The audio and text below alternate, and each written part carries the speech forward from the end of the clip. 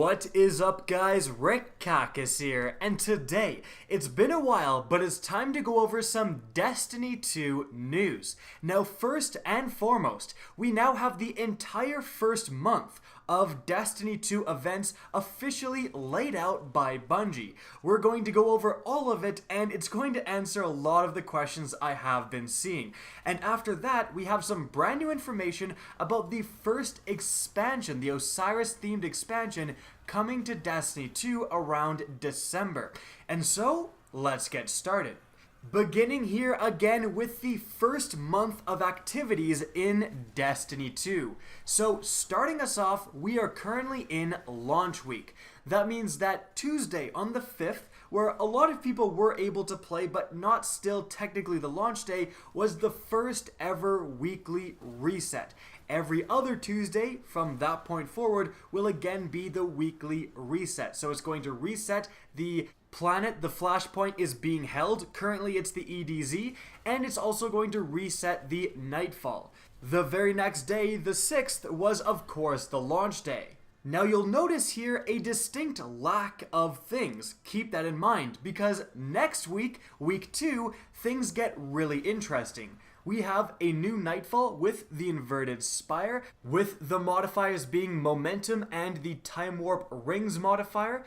We also have the beta beginning for using guided games in the Nightfall, which is huge. It's going to let a lot of people who weren't able to get a full fire team together to do the Nightfall an actual opportunity to hopefully complete it. So that is very good news. Hopefully that guided game system works well.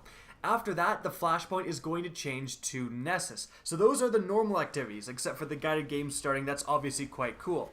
But the very next day, the Wednesday, we have the launch of the Leviathan Raid. That is going to be a big deal. And in case you were wondering, this is supposed to just be the normal mode raid. Heroic mode and presumably prestige mode are going to be coming at much later dates. Moving on from there, in only a couple of days on the Friday, we have some big events happening. Number 1, Trials of the Nine is officially beginning. The new Trials game type in Destiny 2. That's going to be super interesting. And notice that the game mode and map are listed.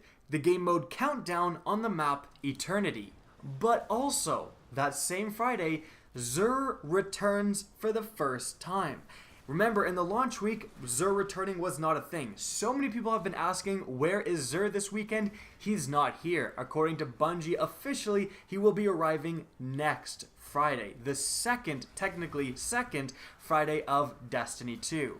Now remember, he is going to sell exotics and who knows what else for presumably legendary shards as a currency. And you get those every time you dismantle legendary weapons. So hang on to those, don't be spending them until XUR arrives.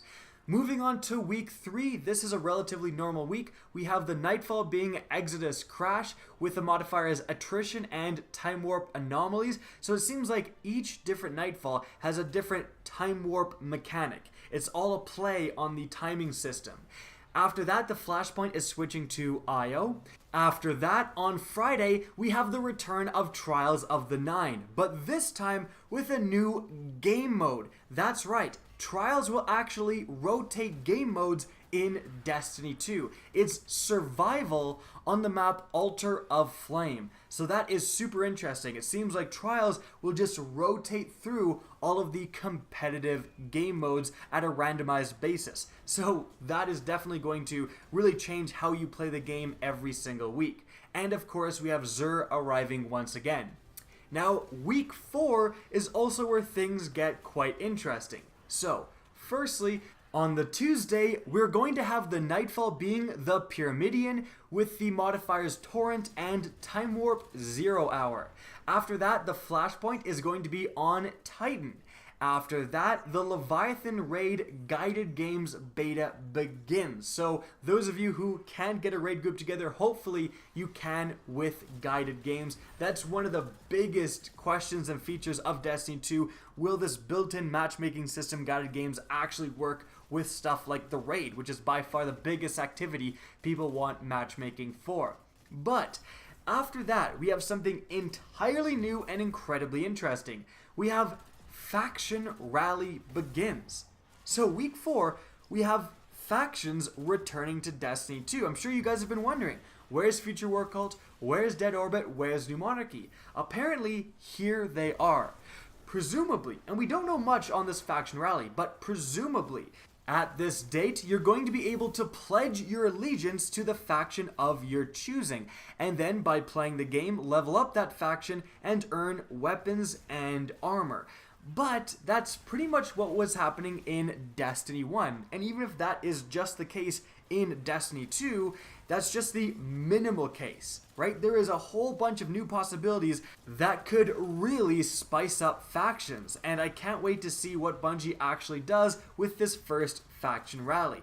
But even in the, technically worst case scenario, having a new way to get weapons and armor is going to be great for a lot of players. Additionally, I should mention that right now, we really don't have a weapons vendor, right? We don't have somewhere where you can go and buy from a selection of different weapons. Everyone's just awarding you with engrams. Faction vendors could be the things that introduce that. They could have rotating inventories of faction weapons that, like at the end of Destiny 1, every week you get a new selection. That's going to be a very exciting and useful addition to Destiny 2 if that happens. And then on the Friday, we again have Trials of the Nine, this time the game mode Survival on the map Emperor's Respite. And lastly, XUR arrives yet again. XUR is going to be arriving every single weekend from that point forward. And so that is it for the first month of Destiny 2. Bungie did give us a little bit of a taste in what would be coming in the second month, saying in October, new challenges will continue to arrive, including Iron Banner and new ways to have your prestige tested in the raid. We already know that prestige mode is a difficulty level within the raid, so it looks like October is going to be when they introduce heroic mode and or prestige mode for the Leviathan raid as well. Alright, now moving on from there, we have some brand new information about the first expansion coming to Destiny 2.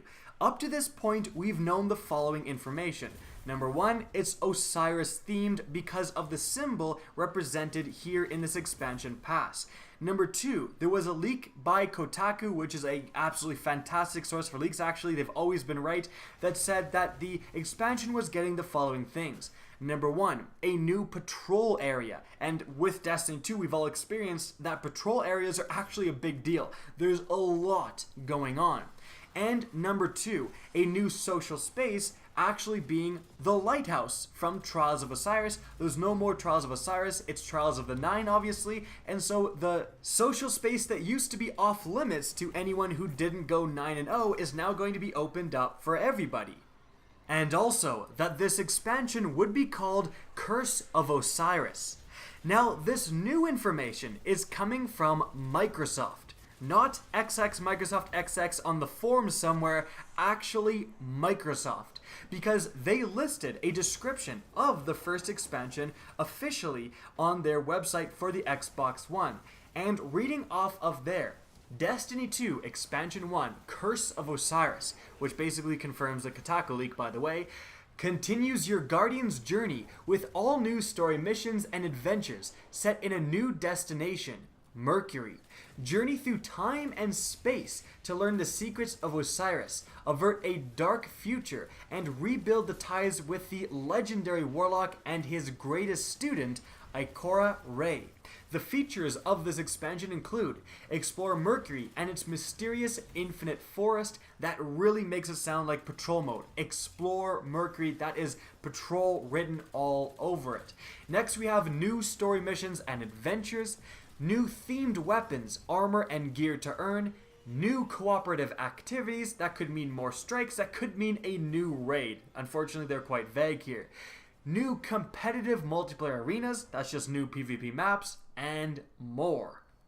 So that sounds pretty good. I think the main thing myself and a lot of you guys are wondering is, will there be a new raid? Those are definitely the key features of Destiny expansions, and if there isn't one, there is definitely going to need to be the content to make up for it. You know, for example, the House of Wolves, it didn't have a raid, which was definitely a downside, but it did have the Prison of Elders, and much more importantly, it did introduce Trials of Osiris. So even though it didn't have a raid, it had some really big features being added, so this expansion better do that or add a new raid.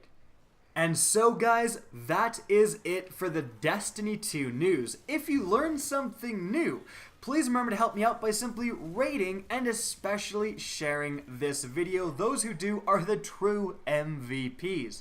Guys, if you want to see more Destiny 2 content similar to this, don't be afraid to slap that subscribe button.